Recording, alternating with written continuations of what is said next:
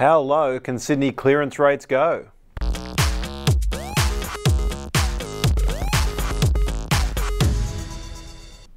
Hello and welcome to Clearance Rate, a full wrap of the nation's property market, and I'm by myself this week.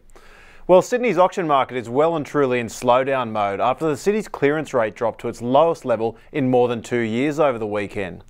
CoreLogic data showed Sydney returned a preliminary clearance rate of just 61.9% from just over 1,200 planned auctions for the week, seeing it slip to fourth place amongst the Australian capitals. Canberra led the charge, clearing 78.3%, although that number came from just 119 auctions for the week. Melbourne was next best with an impressive 69.3% of almost 1,200 auctions for the week cleared.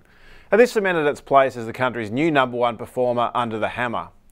Adelaide, with 64%, also outstripped Sydney. So looking at what this means for value medians, Sydney with some private treaty prices now up to 901,000 from just over 3,200 sales. Melbourne jumped ahead. It is now the busiest market in the country with 3,488 sales for houses over the week. 605,000, big median for Melbourne, gone up a long way recently. Plenty of value in Adelaide, down there with 693 sales for 429,000. Now, if we just want to look at the apartments, we've got Sydney still up there at 681,000 median. That's sort of steering pretty steady at the moment. Adelaide again with plenty of value down there at 320,000, and Perth at 415,000, continuing its fall towards the bottom. Brisbane also some value there under 400.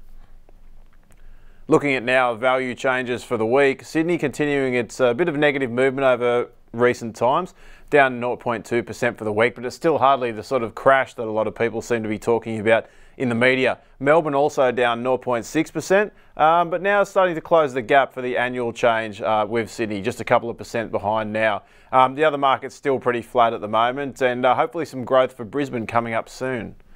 And here's a little bit of interesting look at us for this week on a bit of a Housing Commission unit block, which actually sold for $5.5 million over the weekend.